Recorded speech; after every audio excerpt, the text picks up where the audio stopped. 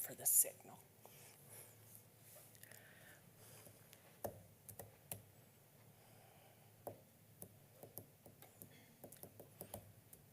Waiting for the...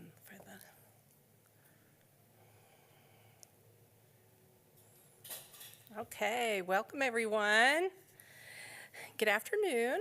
Thank you so much for being here. Today, we're delighted to have nurses from different specialties at Washington Regional Medical Center.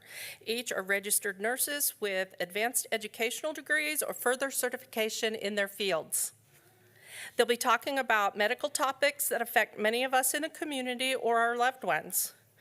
After their presentations, please take this opportunity to connect with them further if you have questions.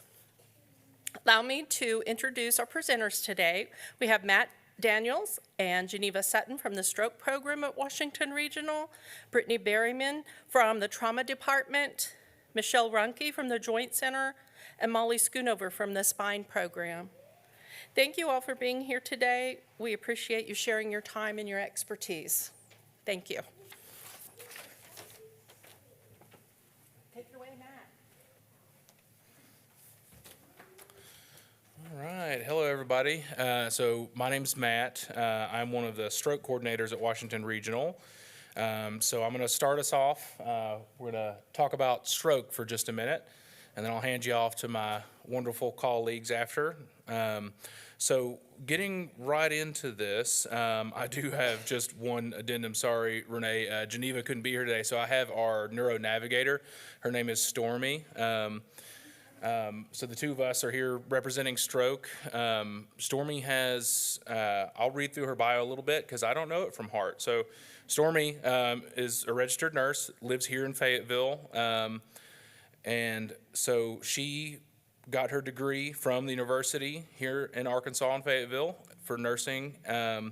She spent several years in the ICU and then several in labor and delivery. Over the years, she's developed a deep empathy for patients and their families. She really found her true calling recently in patient education, focusing particularly on stroke and spine care. So this new direction has been incredibly rewarding. Outside of her professional life, she is a wife and mother of 5 children. Her husband is also great. I don't see him mentioned in here, Stormy. That's kind of rude. But yeah, and then 3 furry companions. I myself have been a nurse for about 8 years now, a lot of which was spent in the emergency department. For the last 3.5 years, I've been at Washington Regional as a stroke coordinator after spending a short amount of time doing some travel nursing. I'm from Memphis, Tennessee, and I've lived here for about 5 years and love the area. Live in Springdale, and I'm married and have 2 children, also have a dog at home too. But we're just really passionate about getting out and making sure that while we're taking care of patients in the hospital during an acute episode, whatever that may be, after back surgery, after a stroke, after a big traumatic event, we want to make sure that we're also going out in the community and talking about ways to prevent all these things and how to best take care of any medical situation you have going on. And that's why we're here. We do events like this in local businesses and schools and libraries and nursing homes, just to make sure that maybe some education can make sure you get that procedure on your knee or your spine when you should, instead of delaying and being in pain too long. Or maybe it could prevent a stroke or a big traumatic life event. So that's really what drives us here, is just to make sure that we're going out and we're not only taking care of people that are in hospital, but in our community as well. I make it a habit of, whenever I'm educating patients in hospital, I tell them, hey, listen, we're glad you came here and that we're taking care of you. I don't want to see you in the hospital again. Say hey to me at the movies or at Walmart if you see me, but don't come back here if you don't need to. So a little more about stroke. So what is a stroke? There's a lot of common misconceptions about what stroke is and what it isn't. So to be as simple as possible, a stroke just means any disruption in blood flow to an area of your brain. There are 2 types of stroke that we diagnose. The first one is called ischemic. That just means a clot. And then hemorrhagic, which means a stroke that's caused by bleeding. So a couple little short facts about stroke. About every 40 seconds, someone in the United States has a stroke. Every year, about 800,000 people in the United States have a stroke. 600,000, a little bit more than that, were new or first-time strokes. And then adding on to that, about 250,000-ish patients of that population are people that have had multiple stroke or are returning for a second or third stroke. When we talk about stroke, one of the big phrases you'll hear often is time is tissue or time is brain. So every, I've got a slide in here later and I can't remember the exact number at the moment, we'll get to it, but knowing that time constraints are very important in stroke care is something we'll touch on. Before we get to that, I just want to talk a little bit about, signs and symptoms of a possible stroke and what you should be able to recognize, in your community, whether this be someone in your family exhibiting these symptoms or someone at your work. These are all things that you should recognize as an emergency. There's an expression that some of our providers at work use, and it's that stroke isn't sexy. So traumas, I think, and heart attacks, people recognize those as emergencies. If you're bleeding, if you've just had a car accident, if you're having terrible chest pain, like that's an emergency, and most people in the community are aware. With stroke, sometimes, unfortunately, we see patients, they don't have that same sense of urgency. So I'm here to tell you, if you see these things, it is an emergency. It needs immediate care and evaluation by someone that's trained. So BFAST is the acronym we use to identify stroke symptoms. We've got some magnets over on the table that are just like this here. And we'll kind of just run through them real quick. So the B stands for balance. So any disruption in balance, sudden dizziness, vertigo. We also include eyes as the E. So any acute, immediate disruption in sight. So if you were to lose complete vision in one eye or one field of your eye, your peripheral vision, that could be a sign of stroke. Face. So this is probably the most classic stroke symptom that people do recognize. So facial drooping can be a sign of stroke. Slurred speech, that's our S. Arms, another commonly seen symptom of stroke. So any weakness, it's typically unilateral, meaning one side. So if you have a sudden weakness in one arm or leg, that could be a sign of stroke. And then T, we always include in this acronym, it stands for time. So time is brain, time to call 911 if you see these symptoms. The key factor in identifying stroke symptoms a lot of time is the onset. So it's typically not gradual. Whenever you suspect a stroke, I'm assuming this has happened immediately. And if one of these symptoms happens to you or someone near you immediately, that is something to be concerned about. So what happens if the symptoms of a stroke go away? We would call that a transient ischemic attack, or TIA. A lot of people refer to that as a mini stroke. This can happen if there's a disruption in blood flow to a blood vessel leading to the brain.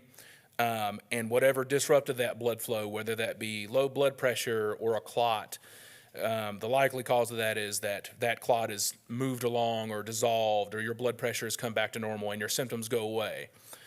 This is still something you should seek medical attention for, because it can be a light on the dash of your car, essentially telling you, like, check engine soon.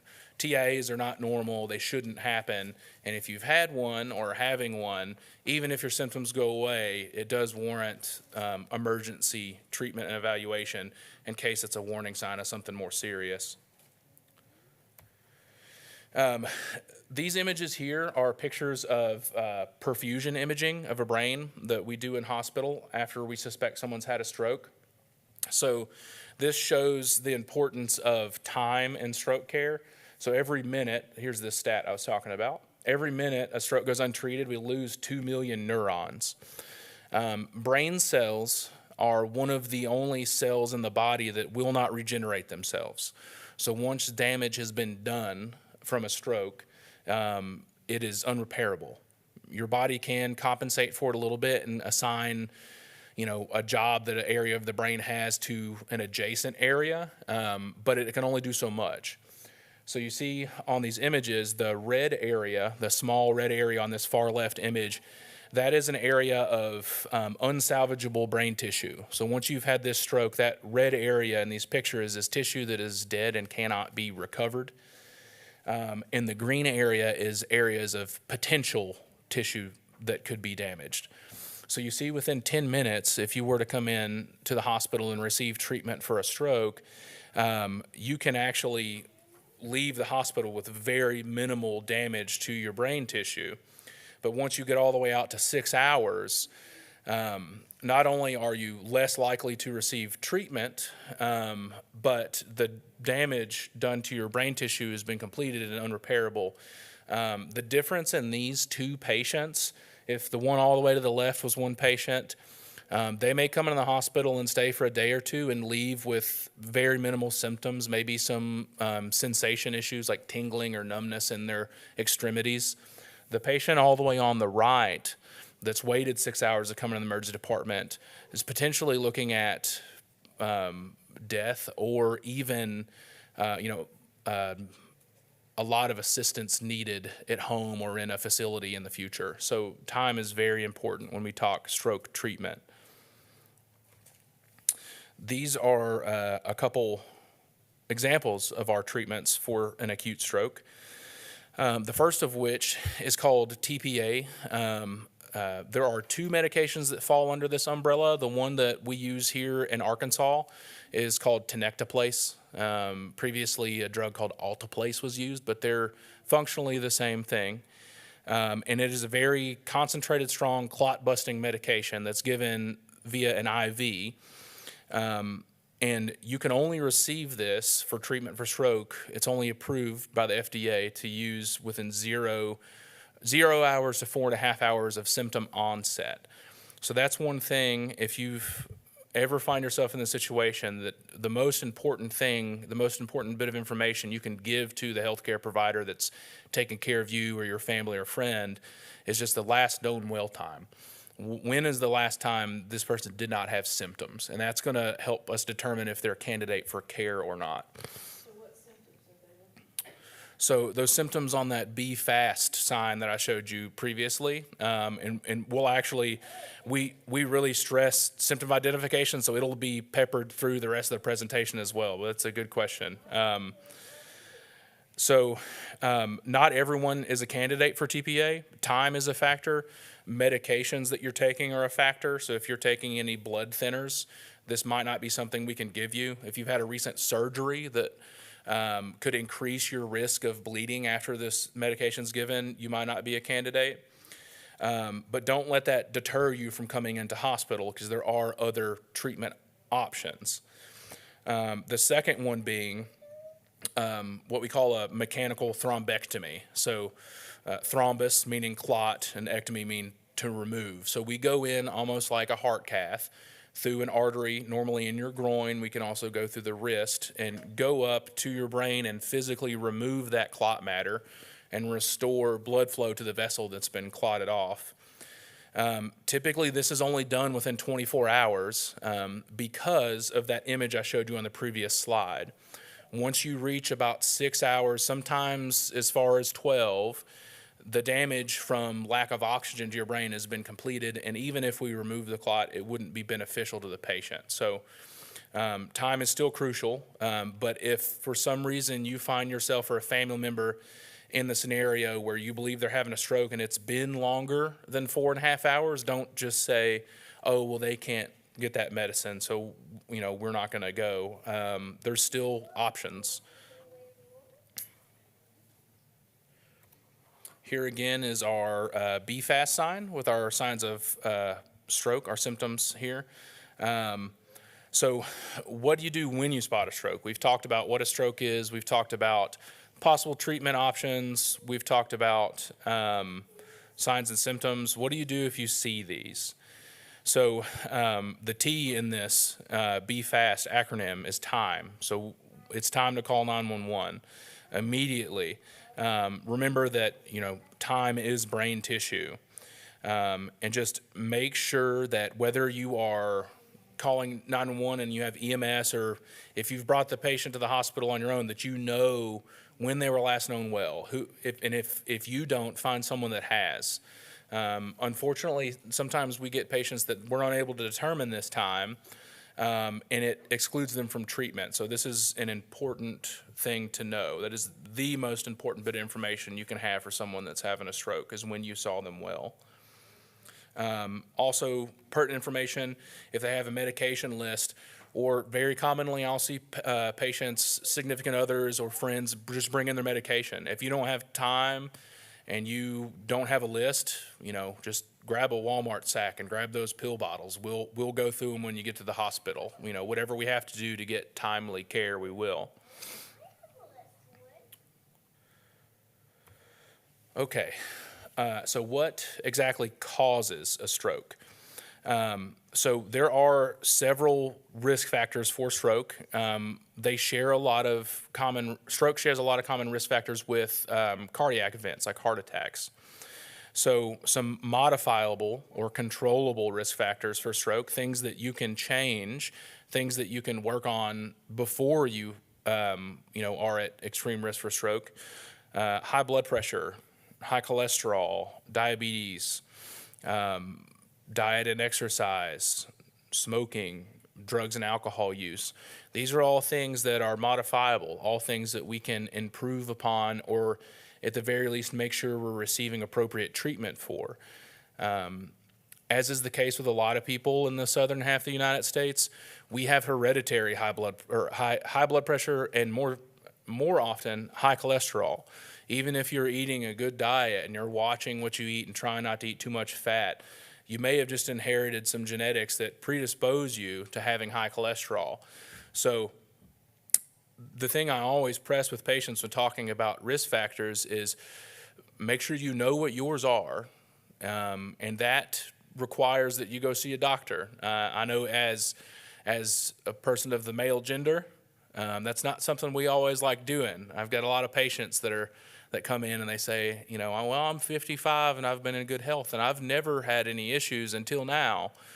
And then I ask, well, when's the last time you saw your doctor? And they're like, oh, I don't go to the doctor. So knowing what your risk factors are is the best way to prevent stroke. So go see your primary care, have them test blood work, once a year. Just check that cholesterol, check your blood pressure, check you for diabetes. All of these are things that you can do on the front end to prevent having, to go through this later on in life. Some non-controllable risk factors, non-modifiable risk factors, prior stroke or TIA.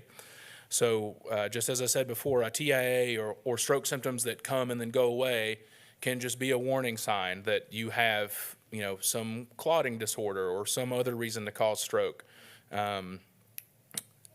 A prior stroke. So patients that have had a stroke previously are about 30% more likely to have another stroke than someone is to have their first one. That's because your risk factors don't really change after a stroke. Whenever we get patients that come into the hospital, we address the risk factors and say, hey, your cholesterol is kind of high. We're going to start you on some medication to help control that. Here's some diet planning.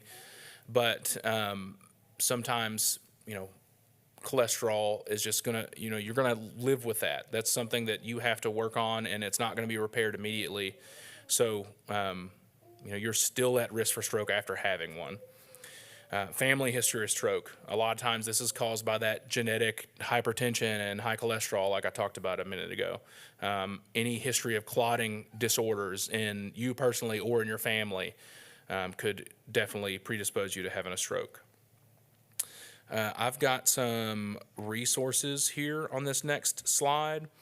If you want to take a picture, that's great. We've got our Washington Regional Neuroscience homepage here. All the statistics off of this were pulled from the American Heart Association, or stroke.org. And then we also have a link to our Mediterranean diet, which we recommend for cholesterol control, and the guidelines for stroke care here from the American Heart Association as well.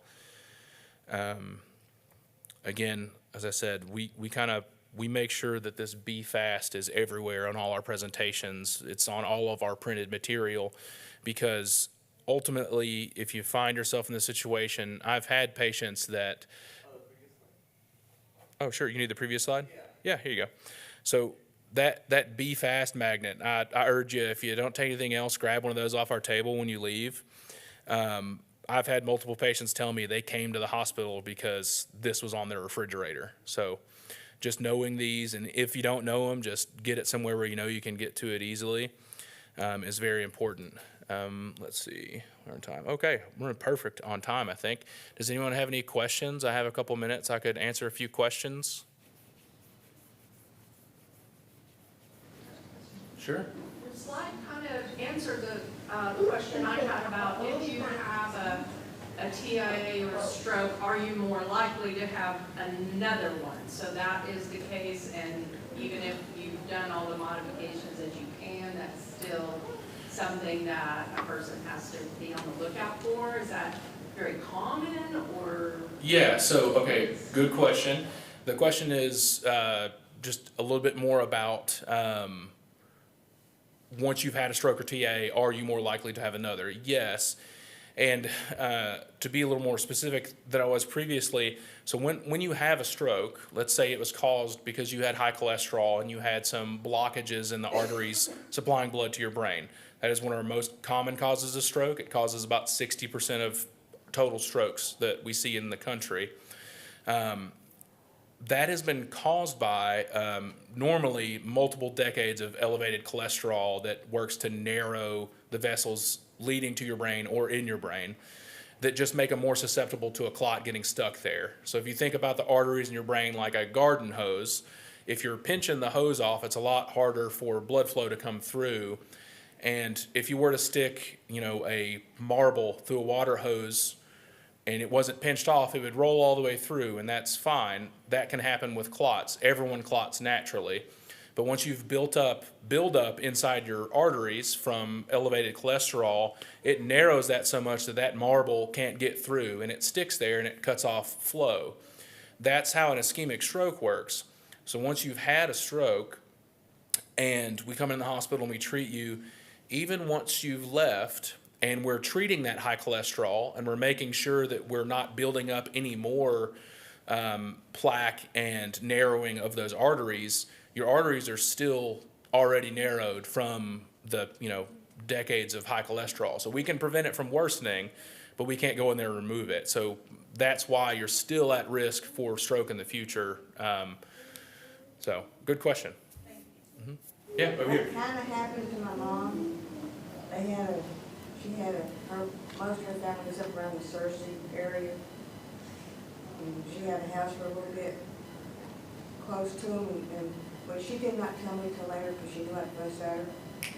But she had apparently had a stroke, and she said she had to crawl inside the house. I said, Mom, how come you didn't call somebody? I said, that's a sign of a stroke. So I figured I'd be okay. And I said, Mom, that's beside the point. I said, you have a certain amount, which I couldn't remember at the time how long she had, but I told her, so you have a certain amount of time that they can help you. Sure. So Rosalie said she didn't go in and have call nobody, whatever. Roughly about a year later, she has that major stroke. Yeah. How'd she do with recognizing symptoms with her second stroke or following stroke?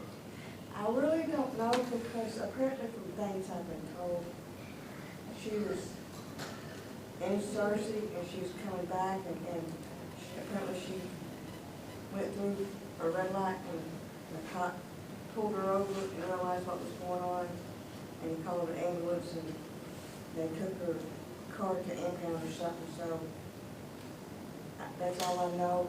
I wasn't around here at that time, so.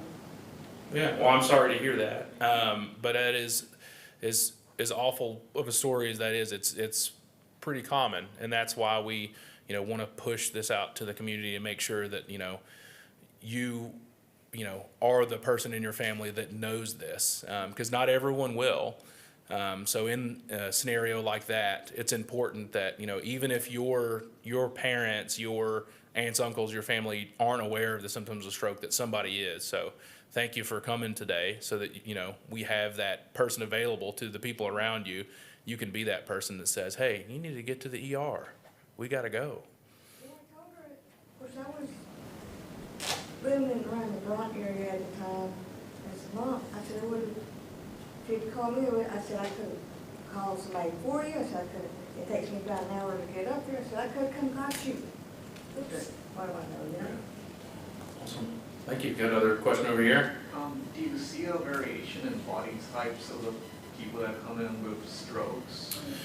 Yeah, so stroke can affect anyone, any age, any physical fitness level, any body type. Some of the risk factors we see with stroke, being hypertension and obesity and high cholesterol, they definitely play a factor. But there are young, healthy, fit people that have strokes as well. Just because there's, high cholesterol is not the only reason for stroke. You can have a clotting disorder or a recent procedure that's caused like a clot to break off. So the majority of strokes do happen over the age of 60, but I hesitate to even say that because we do see people a lot younger than that and fitter in the hospital with stroke as well. What's the youngest you've seen?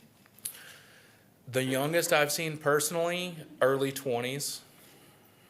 Yeah, it does happen. So just being aware of it's important.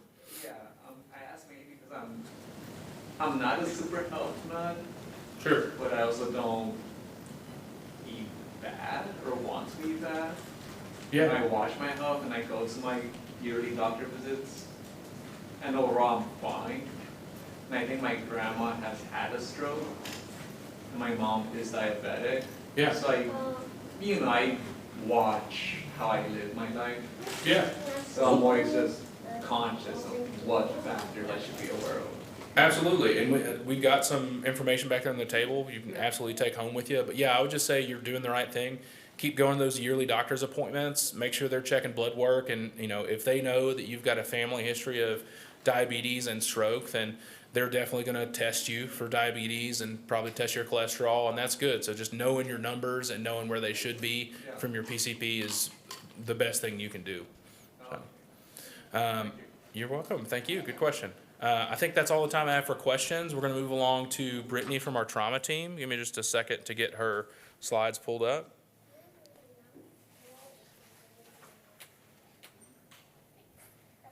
You're welcome. Let's see.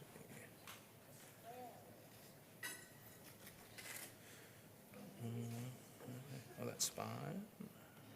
Joint trauma.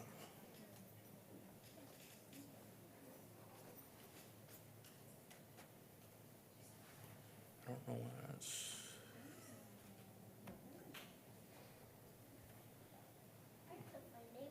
There we go. Okay, hello. I'm so glad you guys are here today and that you came to join us to learn a little bit about our facility and the things that we do. So my name's Brittany Berryman. I've worked in healthcare for about 14 years, and I've been doing this role for about 3 years. So my current role is that I work at Washington Regional in the trauma department as the educator. So I provide education to the staff that work at Washington Regional, but also sometimes we go out to the community and do education out in the community. We have another nurse that I usually work with that comes and we do education in the community together, and she's on vacation, so I'm very jealous. But it's just me today. So I'm going to tell you a little bit about our trauma program, and then just talk to you a little bit about some injury prevention things. So our facility is a level 2 trauma center. We are the highest level of care within 150 miles. We're the only level 2 trauma center in Northwest Arkansas.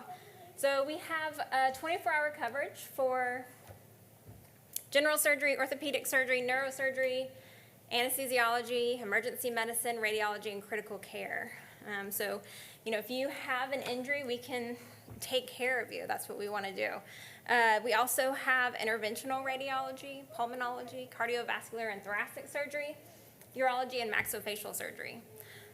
Trauma services kind of extend past the emergency department. A lot of times when we think about trauma, we think about that initial injury and the things that we do to save your life in the initial part of that process. But healing from a traumatic injury takes a time, and it takes a lot of resources. And so it really involves the entire hospital. So this is physical therapy, dietary, case management. Everybody is really involved in the care of trauma patients at Washington Regional. We also collaborate with our local EMS agencies. And then, once a person is able to move on to getting rehab and getting ready to go back home, we collaborate with getting people to the rehabilitation centers that they need. So just a little bit quick piece about us. These are trauma surgeons. We have 7 of them. They're always available. They take calls so that they can respond to a trauma in the emergency department at any time. And then, like I said, this involves more people. So we have 5 neurosurgeons and 8 orthopedic surgeons that also take call and can come and take care of our injuries. So part of a trauma program, kind of like Matt said, we want to take care of you, but also we don't want you coming back to the hospital. We don't necessarily want you coming here. So we do a lot of work in the community to talk about injury prevention. So our highest volume of injuries that we see are actually falls. So that's what I'm going to talk a little bit about today. After that, we see motorcycle accidents. We see motor vehicle collisions. And so we do talk about helmet safety on your bicycle or really anything with wheels. We should be wearing helmets. And then wearing your seatbelt, obviously. Injuries are preventable. They're not necessarily accidents. There are usually things that we can do and put into place to prevent these things from happening. And so that's why we talk about injury prevention. So to help with this, I have a little, this is a very abbreviated version of what we normally do, but we talk about how to prevent falls at home.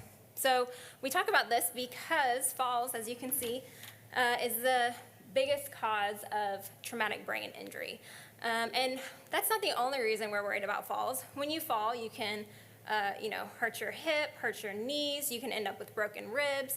There are multiple things you can injure when you fall, and we want to avoid that and make sure that people are not being injured. Traumatic brain injury we do talk about because this can create a significant, make it more difficult to do things at home, right? There are different levels of traumatic brain injuries. You can have a mild traumatic brain injury that may just be a concussion and cause some confusion and headache for a short period of time. But you can also have a severe traumatic injury that can cause disabilities and difficulty getting around at home and kind of make things pretty difficult. And so we want to avoid that. When we talk about falls, they are common in older adults, especially those over 65.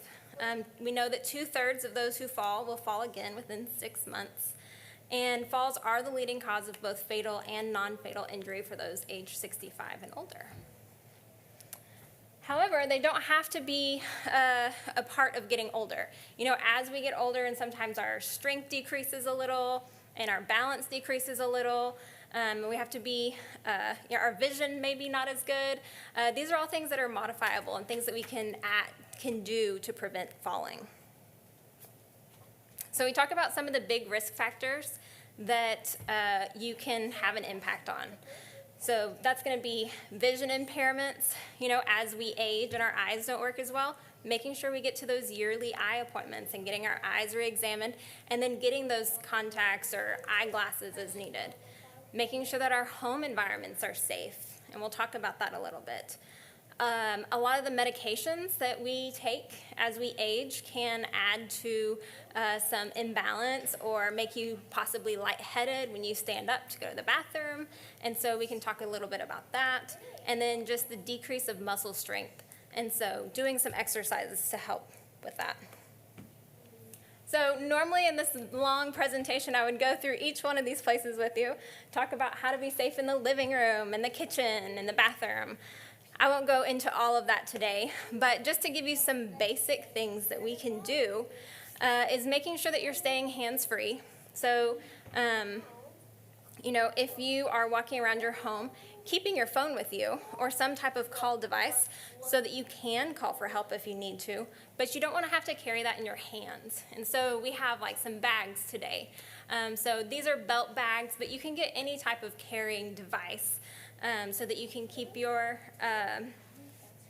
phone in it, you know, your chapstick, the things that you use frequently, but as you move throughout the house, not having to have your hands full. Tripping hazards is something that we see, you know, as we accumulate things in our home. As you live in a home longer and longer, we tend to accumulate more things.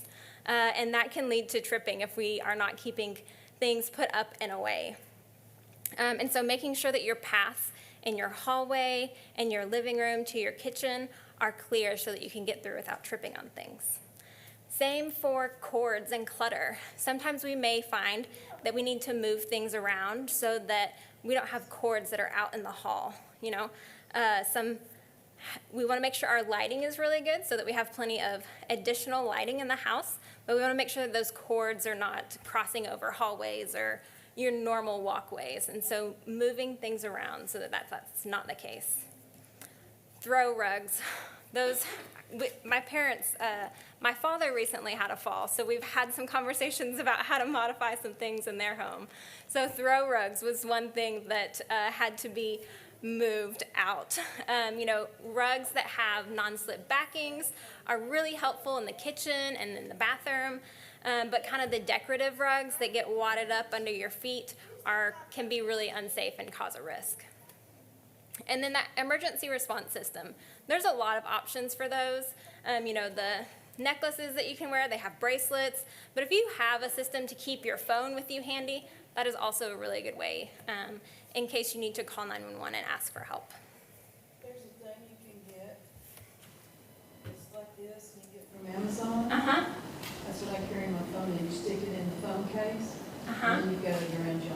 So then it's like a lanyard on your neck all the time. Yes. I remember you sharing that with me last time we talked. It's really important to stay active as we age.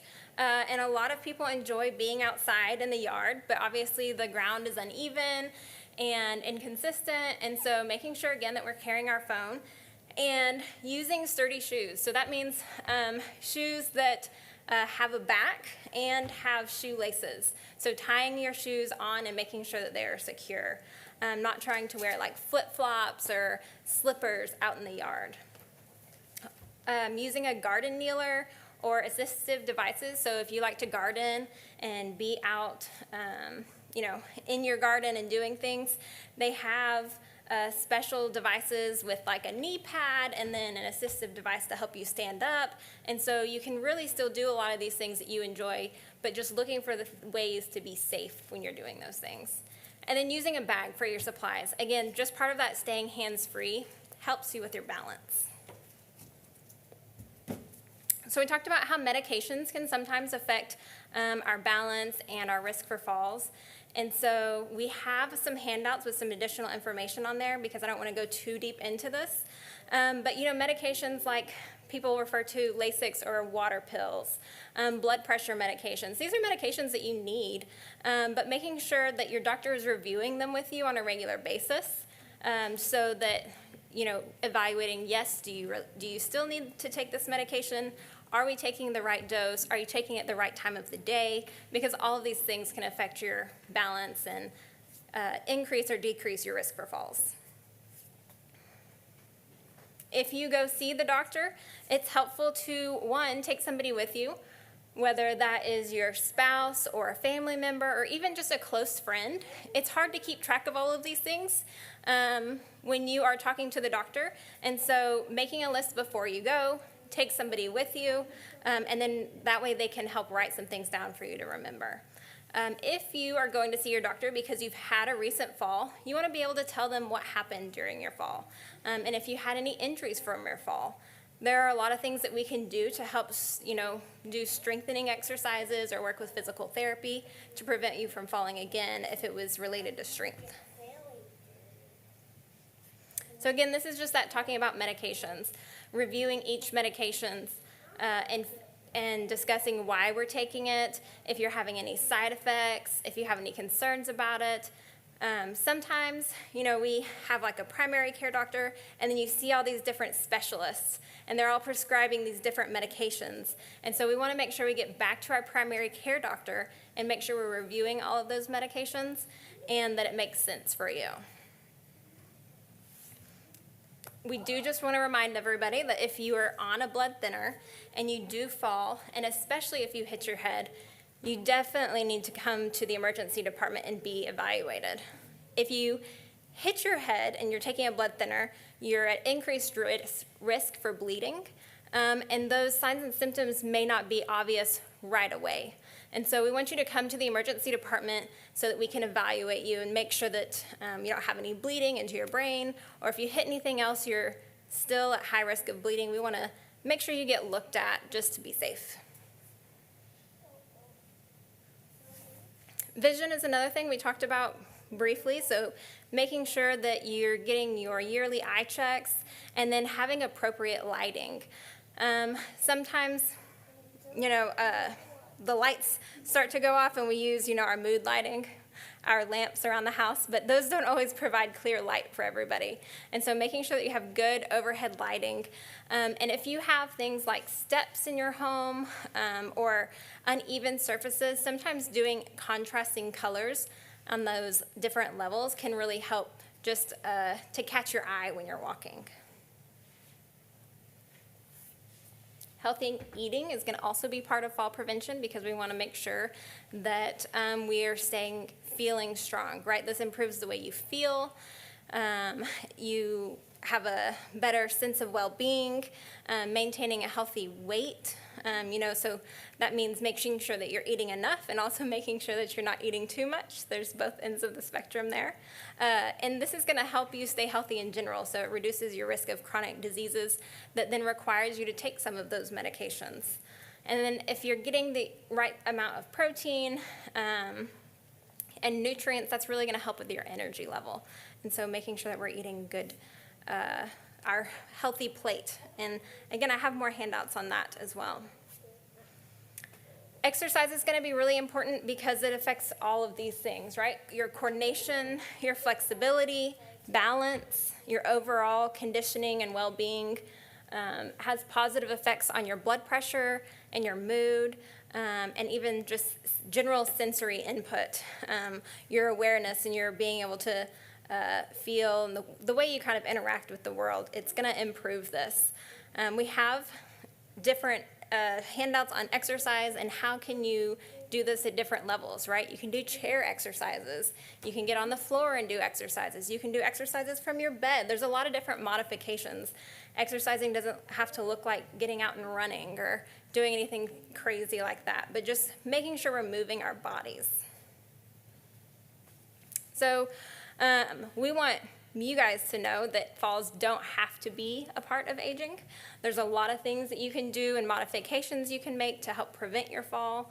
If this is a concern that you have, talking to your physician, about medications, about physical therapy, about your nutrition, these are all things that we can do to modify or improve your risk for falling. And so I went through that kind of quick, but that's is what I have for you today. Does anybody have any questions? Yeah.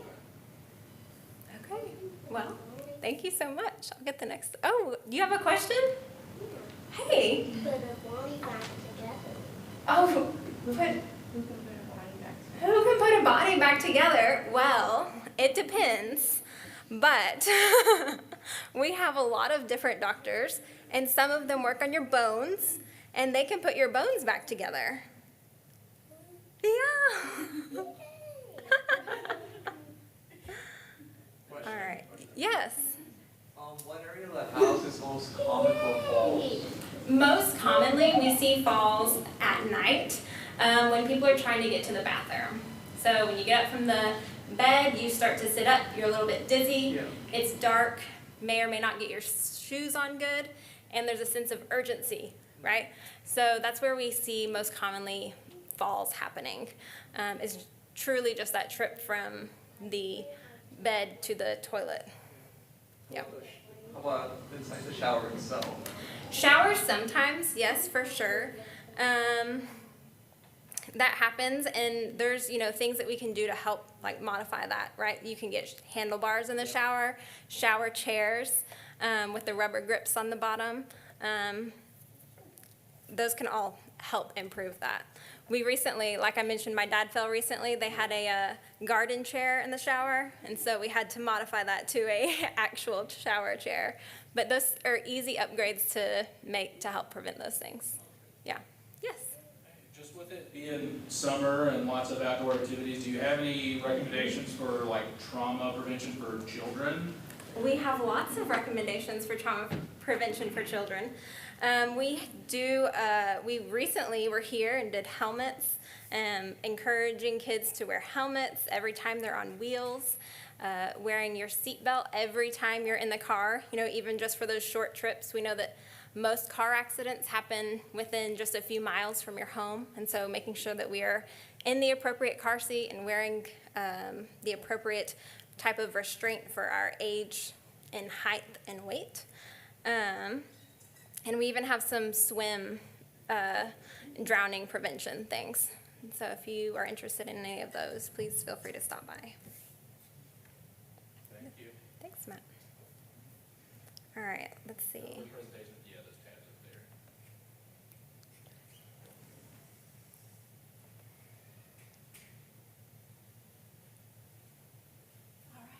Okay.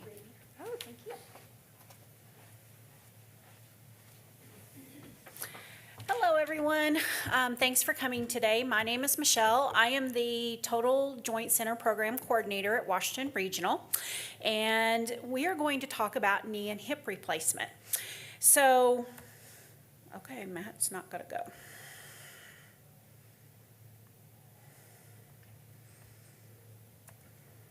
Why is it not moving? While we're trying to have a little technical difficulty here, I'll go ahead and kind of tell you a little bit about myself. I have been a nurse for over 11 years. I started out in actually Fort Smith, working at hospital in Fort Smith. Where did I mess up? Just, you can do, yeah, right and left arrows. Right and left arrows. Okay, thank you. And so back in 2016, I started at Washington Regional, and I have been there ever since. I actually just got my master's in nursing and management and leadership. And I began in the medical surgical department, but I found the love of working with joint patients. So I took the role back in 2019 as being the total joint coordinator, and I've been there ever since. I am a mother of two lovely boys, as you can see in those pictures, and a mother of a furry companion who's very spoiled rotten. So just kind of a little information. As far as joint replacement, now this is a picture of our surgical team. These three doctors do specialize in knee and hip replacement. They also specialize in orthopedic trauma. So we just kind of wanted to introduce you to our surgeons. And we are Joint Commission certified. We got our core certification several years ago. Last year, we also were recognized by the U.S. News and World Health Report as being top-notch for hip and knee replacement. I'll get that word out in just a minute. So basically, a lot of people are like, what is going to justify me having or needing a hip or knee replacement? Well, some people during their lifetime experience knee or hip pain. When it becomes continuous or bothersome, it's probably time to see an orthopedic doctor. So some of the signs I kind of listed here that you might see is persistent pain, limited movement of your joint, bending over, straightening your knee out, pain while you're sleeping to the point that you're uncomfortable and you're up and having to get up and move around to alleviate some of that pain. Grinding or popping noise in your joint. Stiffness is a big one. Radiating pain down your leg and swelling is some signs that you probably need to see an orthopedic doctor just to get it checked out. So what is a joint replacement? Well, we do a lot to try to prevent you from going to having a surgery first. If you start exhibiting some of those symptoms that I just talked about and you go to the orthopedic surgeon, they are going to try to do some interventions prior to you doing a surgery. Now, some of those interventions may be physical therapy, doing some rehab, doing some exercises that's going to improve your strength, your balance, your range of motion. Steroid shots is another option. Usually by the time we get to having a knee or a hip replacement, most people are pretty much bone on bone. So what a knee replacement is basically a surgical procedure where damaged parts of the knee joint are replaced with artificial components. So your whole entire knee is replaced. Surgery is usually performed in order to relieve pain and improve your knee function, such as bending, straightening, those sort of things. What is a hip replacement? Well, a hip replacement is kind of the same thing as they're going in, they're taking out damaged and diseased hip joint and replacing it with an artificial joint. This is usually used to relieve pain, improve quality of life from people who suffer from joint problems. And the causes of joint replacement, our biggest one that we see is osteoarthritis. It is a degenerative joint disease where cartilage breaks down and causes pain and stiffness of the joint. We also can see from fractures and injuries. Previous injuries can lead to instability, kind of like what Brittany talked about with falls. Other types of accidents can also lead to needing a joint replacement. And wear and tear. Due to regular activities, job demands, age can contribute to joint deterioration. We've seen people as young as in their 20s and as old as 100 needing joint replacements. So some of the surgeries that we perform, we do total knees replacement. We also do revisions. So if you've had a knee replacement done and you need to have it fixed up or you need to have it replaced, that would be considered a revision. We do total hip revisions as well as arthroplasties, which means replace the hip. Now, when I got anterior and posterior, anterior, we can go through the front of the hip. Posterior, we go through the side and back of the hip. So it kind of depends on your surgeon on which one they go through, but those are the type of services that we offer. Most people that come to the Joint Center to have a knee or hip done usually spend the night, but we do see a lot of our patients going home same day, believe it or not. Now, I do teach what we call joint camp. Education is the key to having a great recovery and outcome from a joint replacement surgery. And I teach joint camp once a week, usually 2 sessions. And some of the things that we teach in joint camp is what to expect on the day of surgery. A lot of people who've never had a knee or a hip done before have a lot of anxiety and a lot of questions about what is going to happen to me after I have this surgery done. So we kind of teach about what to expect. We also talk about choice of anesthesia. You can choose between a general anesthesia or a spinal anesthesia for your surgery. And pain medicines. You are going to have some pain after a hip or knee replacement, but we offer a lot of different medications and interventions to help alleviate that pain. Complications of surgery. One of the biggest complications is a blood clot. So we teach you guys on getting up and moving as soon as you can after surgery is going to help and prevent those blood clots. What to expect upon arrival to the nursing unit. When you come to the nursing unit after a procedure, we basically get you settled, let you eat and drink, give you some pain medicine, and we start working with you within a couple hours to get you up and get you moving to get used to that new knee or hip. Discharge teaching, that includes wound care. We talk about your dressings. We talk about precautions. Knees have different do's and don'ts than hips do. Follow-up visits, you usually have a 2-week and a 6-week follow-up. We also talk about home safety. That is really important. Kind of like what Brittany touched about with falls, making sure you don't have loose items around on the floor, wearing non-skid wear, making sure that you're not bending over and picking things up. Use some pincher grabbers, those sort of things, and having your cell phone with you at all times is a big must. Additional education and resources, basically we talk about what your outpatient therapy is going to be like. We're also going to, I have my number that I give everybody that can also call me and ask questions if they have concerns or questions about when they go home after surgery. We also offer a virtual version of Joint Camp.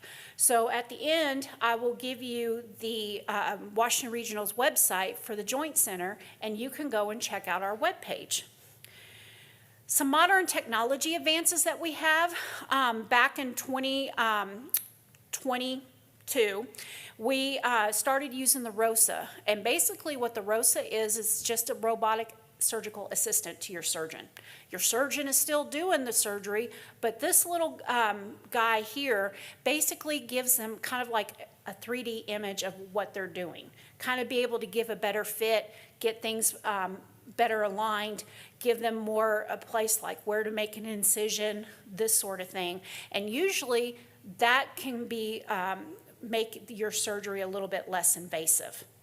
Now, we also offer what we call a smart knee. So you can get a knee implant that is considered a smart knee, and basically what it is it's equipped with a sensor that kind of keeps track of your cadence, your walking speed, your walking distance, just keeps track of everything you do during the day. At night, it sends it through a little base station that sends it to your computer through an app, and you can kind of check your progress of your new knee.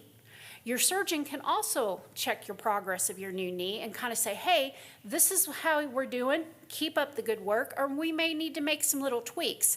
It can also ward off potential problems with the knee implant. So it is something that all three of the surgeons that I showed you do use. It is an option. So the website also offers more information about our technology. So we do have some education and resources.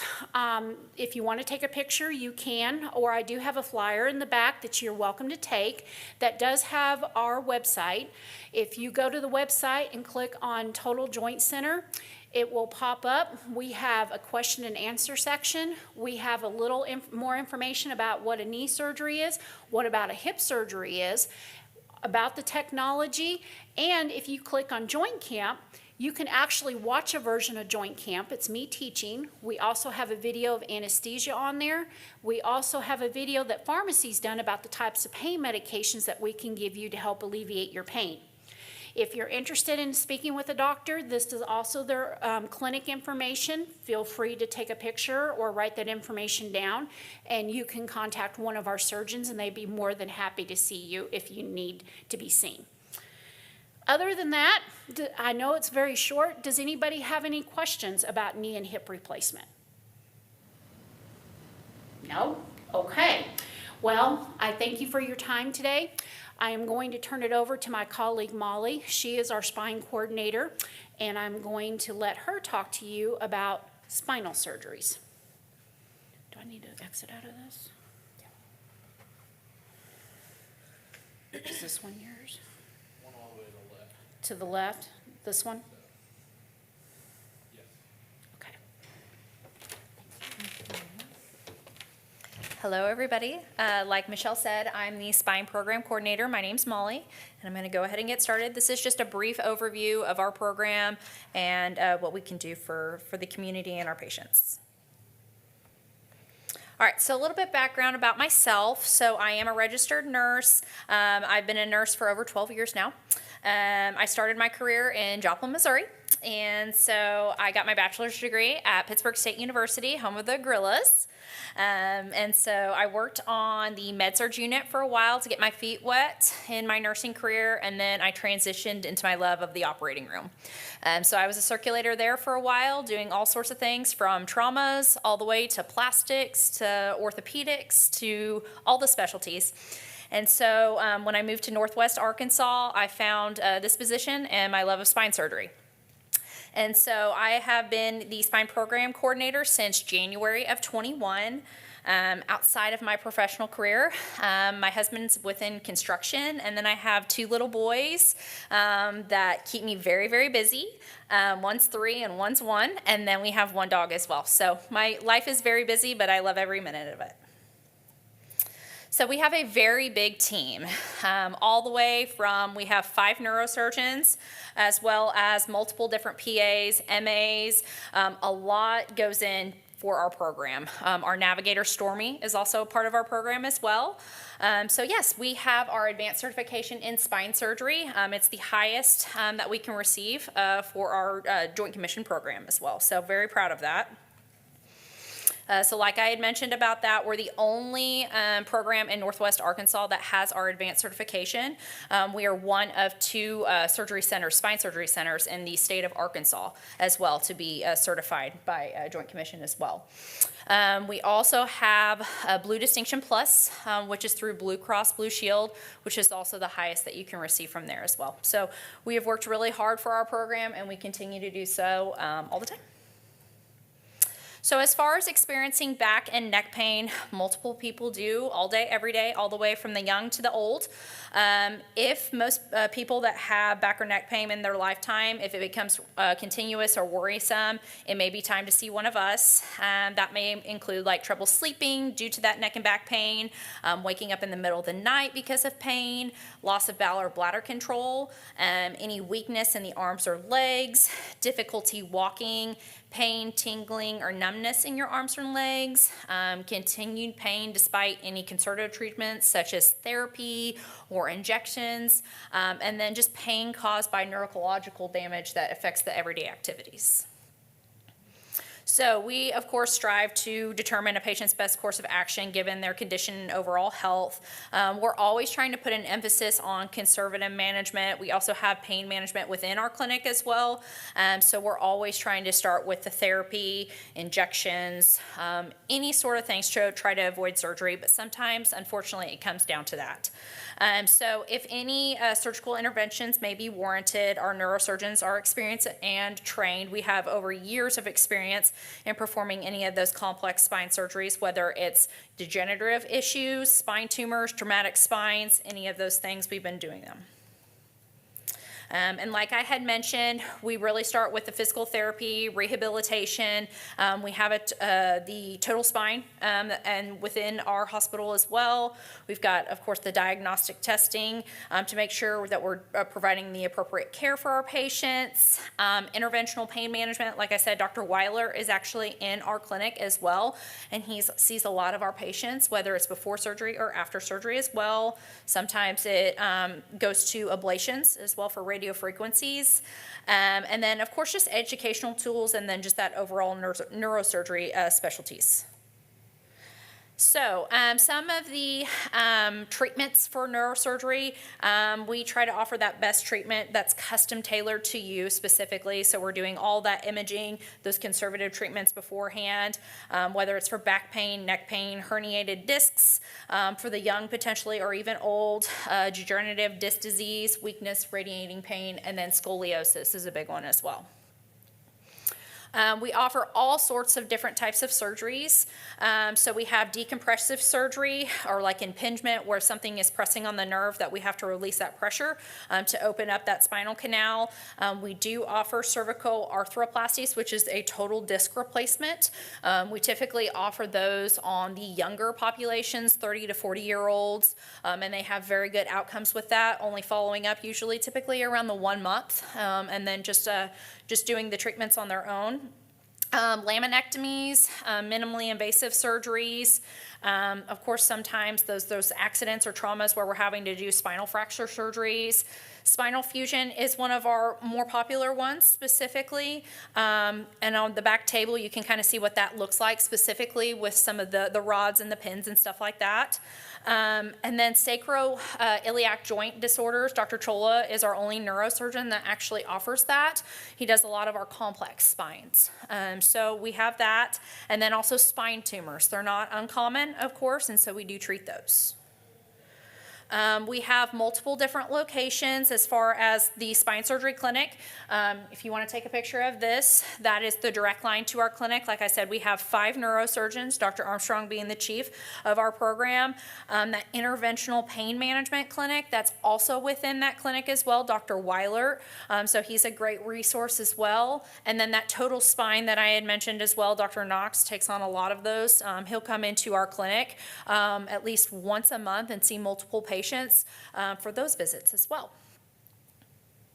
And then this is just a quick resource of some of our spine program stuff. So this is also within the JB Hunt, similar to stroke for the Neuroscience Institute. On that page specifically, it goes over what we offer as a program, as well as kind of like what Michelle does as well for Spine Camp. I do a lot of education on the forefront and on the back front for our surgeries. We have a PowerPoint presentation for that. We also have pharmacy on there that goes over muscle relaxers, opioid pain management, those sorts of things. So yeah. Any questions? Yes. What does neurosurgery have to do with the spine? The neurosurgeons, they operate, so neurosurgery specifically has to do everything with the spine. That's what we operate on mostly. So it goes kind of hand in hand with brain as well. So our neurosurgeons not only operate on the spine, but we also operate on the brain. So that whole entire portion of our body, they operate on. Is that why they say that the brain and spine is the central? Yes. Yep. Yep. So it's all connected. So our neurosurgeons, they will do both. Sometimes they may start with a brain surgery that morning and end with the spine. They do it all. When I started having problems, it started out with the frozen shoulder. Everything seemed to hit this left side. So I ended up having herniated disc in my neck. I got scoliosis really, really bad. Mm-hmm. So I had herniated disc in my lower back. So now I have a stimulator in my back. Yes, and sometimes we will have to do a stimulator as well. So we try to do all the things to help you with that pain. Sometimes, unfortunately, with spine surgery, we deal with a lot of patients that have chronic pain issues. And so that's where Dr. Weiler, therapy, a multitude of different things try to come in to help the patient after surgery and before. Yeah, I've had a lot of problems in between those things. Yes. That's why they call me. And sometimes our patients have to have multiple surgeries. Not one surgery fixes it all. Sometimes it's a 2-stage kind of type thing. We just had a patient the other day. Dr. Chola likes to do 2-stage surgeries, so more complex surgeries. And so we may have to operate on the front, and then later on, we may have to operate on the back. So it just all depends, or we may have to start up top and then work our way down. Sometimes those symptoms with the front end, they don't always fix the bottom half, but sometimes they do. So nerves are very finicky.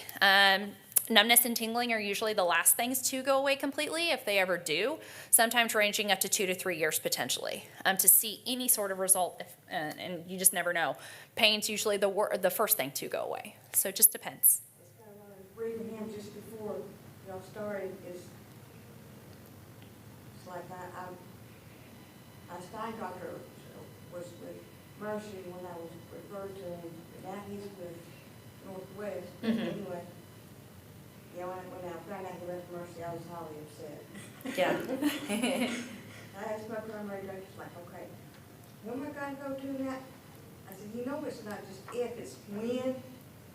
Yes. So, anyway, when I found out, Dr. Jones was like, I found you, but anyway. You can't hide from me. So anyway, I messaged him at some point, there's a little control thing that, yeah. The stimulator? Yeah. Told him, I said, it's falling apart. And I said, the last information that was handed to me when all this took place, I said, apparently these 2 people ain't working at this anymore, so they have explained that they now have called me up and said, okay, you have like 3 options. So yeah, I'm gonna have to go in next week and have them replace the battery. The guy asked me how long it's been. I said, 2020? So yeah, he says get at that time when it's gonna have to be replaced anyway, so. Yes. So yeah, Yes. I was problem child. In the back? Yeah, I just, What's the difference between neuro? I went to, on my chair stuff, and they were like, "Well, you only do this if it's neuro, and you can't only do this if it's bone related." So what's the difference? So sometimes neuro and ortho kind of go hand in hand. Sometimes some of our patients will have hip pain, and sometimes they'll have that sciatica that has to go kind of within that hip pain.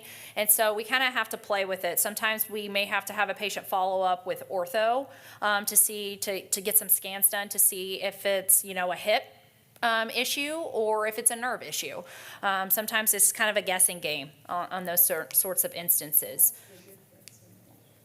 Well, it could depend on like your scan, of course, but also it could be, you may have to end up having a joint surgery, like a hip or a knee specifically, or we may have to go in and do some sort of laminectomy where you have a compressed nerve or something like that. So it just all depends on the patient and their spine. So sometimes it just kind of goes back and forth on those. Does nerves be like tingling and all that kind of stuff? Correct, yes, yeah, but sometimes our patients have some hip issues here and there depending on how lower it is, and so sometimes we do have to do like stimulators and stuff like that. It's just all dependent on the patient. Sciatic nerve too? Yes, Yeah. yes it is. I just didn't understand, because they only give you certain kind of wheelchairs Yeah. if it's nerve related and the other, and I'm like, Mm-hmm. well, I thought mine was, but. And so, yeah, sometimes it is, sometimes it's not. I just talked to a patient the other day and we had to refer him off to, even though he was a spine surgery, we had to refer him off to ortho to get that hip evaluated to see if it's something hip related. I had to go to both places. Mhm. This happened. Yeah, sometimes we gotta work together, figure out the problem. Yes. What common causes to back pain do you usually get at your? Typically overexerting activities, especially like with the younger, we're healthy and those sorts of things, but not using good proper body mechanics is a big one. We really pride ourselves on teaching that on the forefront and on the back end. Lifting something that's too heavy and then you slip a disc or something like that, or working in construction, or working in some sort of area where you're having to lift too much, or those sorts of things. But that's typically a big one. Do they come in wanting surgery, or do you teach like, hey, study good form first before you consider? Yes, so surgery? we typically try to do that conservative, of course, depending on how bad it's herniated. Sometimes we're okay with doing the conservative treatments to try to get the patient better before we start operating on them. So that comes in with, injections or therapy or what have you. So it's all patient dependent, but sometimes unfortunately it's just so herniated and the patient's having, significant amount of pain that we got to go in and remove that portion to free up that spinal canal. And typically when our patients have surgery, they go home next day. So it's amazing what we can do. And whether that be fusions, laminectomies, arthroplasties, they go home next day. 95% of our patients go home. How are you seeing these people come in? Say that again, sorry. What are the age demographics? Like, how young are you seeing? We see all sorts of ages. Typically kind of in the mid-age is a good, like 50s, 60s for some of our spines. But we can see as old as in the 70s. And we operated a couple days ago on a 26-year-old. So, we see all sorts of different patients. It just all depends. Okay, I think because I had some back pain back during like 2020, 21. Mm-hmm. Pretty bad because it started out as hip pain, my sciatic nerve. Mm-hmm. And it was pretty much because I just had bad posture sitting down at my desk. And it was just years of that. Yes. And I just figured, I'm fine now. It just hit me like that, years of awful. Mm-hmm. And yeah, I just was the sciatica pain to my toe. Mm-hmm. Like walking a mile or two was painful for my Yes. foot. Yes. But discovered Dr. Stuart McGill, I'm not sure if you're aware of him. Mm-hmm. And I pretty much just followed his advice and just got well on my own. And that's the thing too, even after spine surgery specifically, for restrictions, of course, typically our restrictions are for 12 weeks to let that spine heal. But even on the back end, we have a few other restrictions, of course, in place, but a lot of it is good, proper body mechanics after surgery as well. And so that's the main thing. If you take anything away from today, it's the good, proper body mechanics, making sure you're following that and not overexerting yourself, and walking and having a healthy diet and those sorts of things. Not smoking, that's a big one, because that just breaks down your bone health as well. So, yes. I have a question, and I think you give more just definitions, and I don't know, you said laminectomy a couple of times, what is that? So that's just literally removing the portion of the lamina of the spine. So there's portions of like the disc space. So if you look over at the spine, and I can show you a little bit later, it's just the piece that's within the lamina, and that's on the back end of the spine. And then it kind of looks, honestly, the disc looks like crab meat, basically, when you look at it in surgery. But it's just literally just right in between the spaces, and that's what I mean by the disc. So we're actually just removing that piece that's actually on the spinal canal. We don't remove all of it, but we remove the portion that's, affecting that area of the spine, and that's literally all we're doing for that. Same thing with the lamina, just removing that portion and then leaving off the rest. And sometimes with fusions, so we do all sorts of different fusions, whether it's lumbar, cervical, depending on the portion of the spine. We have to remove that portion of the lamina, and we actually put in, whether it's rods, screws, and putting in a graft in place of that disc space. And so the portion that we remove, we actually break up your own bone, basically, and put it within the graft. So you're essentially growing your own bone back. And so that's why we have just rigorous instructions 3 months after surgery, because we got to let that spine heal. And so essentially that hardware that's in there is just holding everything in place while your own bone is growing. The other questions were, I think it was on maybe the treatment slide, neurostimulation and then something ablation. Yeah, so sometimes we have to burn those nerves specifically that are causing that pain. So that's another treatment that we do. And then stimulators, so that can help with pain as well. That's ongoing, that either a patient had surgery and we're still having issues, or even beforehand doing some sort of conservative treatment. So it's actually in putting in just a little monitor basically within the patient, and just kind of helping with that pain. Thank you. Any other questions? I think that's it. I'm the last one. So if anybody else needs to do anything, thank you.